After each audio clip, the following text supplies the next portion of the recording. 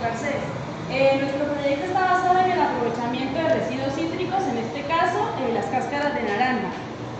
Bueno, en la maqueta podemos observar que el proyecto consta de dos procesos, el primero hidrodestilación y el segundo de pirólisis. El proceso inicia con los residuos que son transportados de la plaza campesina. En esta plaza tenemos algunos contenedores que han sido dispuestos para almacenar ese tipo de residuos. Estos residuos son transportados a la planta de tratamiento de pirólisis de residuos cítricos, donde ingresan a ser triturados. Estos residuos que se utilizan acá se debe tener en cuenta el tamaño de los residuos para que el proceso sea óptimo. Estos residuos ingresan al balón de destilación, donde es evaporado con agua y posteriormente se les suministra calor. En cuanto al calor, se debe tener en cuenta la temperatura, ya que no se desea evitar que la ebullición sea violenta. Aparte de esto, los residuos deben estar siempre en contacto con el agua. De esta manera se evita que se sobrecalienten y que se carbonicen. En la etapa de calentamiento se generan vapores de aceite y de agua que pasan al sistema de condensación.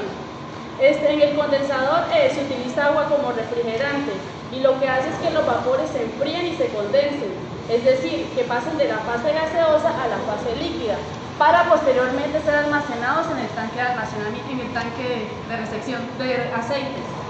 En ese tanque se debe evidenciar la formación de dos fases, una de aceite y otra de agua.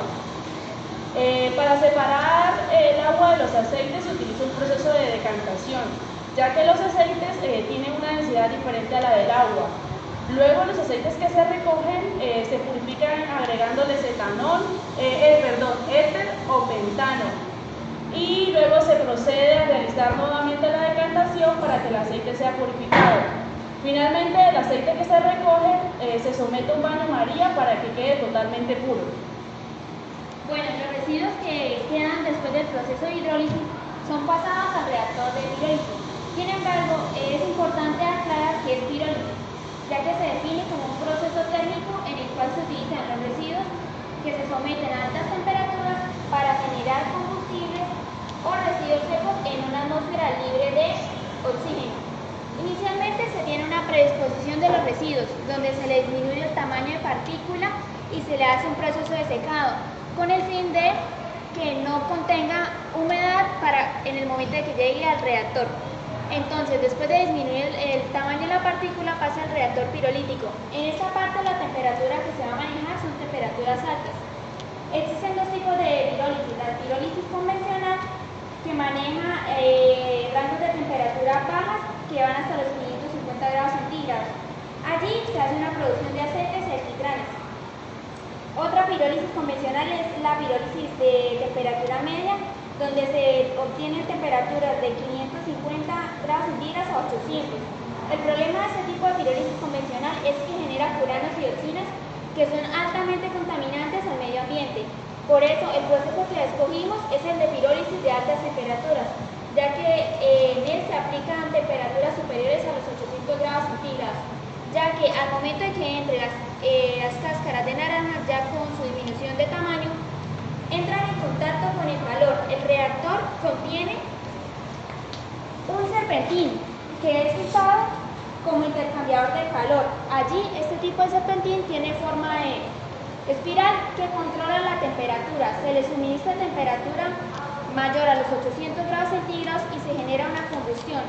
Dentro del reactor se genera una mezcla de gases en las que contiene el carbono y el metano, que son transportados a la torre de absorción. Sin embargo, se sabe que en el reactor se va a generar un tipo de ceniza que va a ser almacenada en ese contenedor y posteriormente utilizada como abono orgánico. Siguiendo lo que dice mi compañera, la corriente de productos que se genera se lleva a la torre de absorción.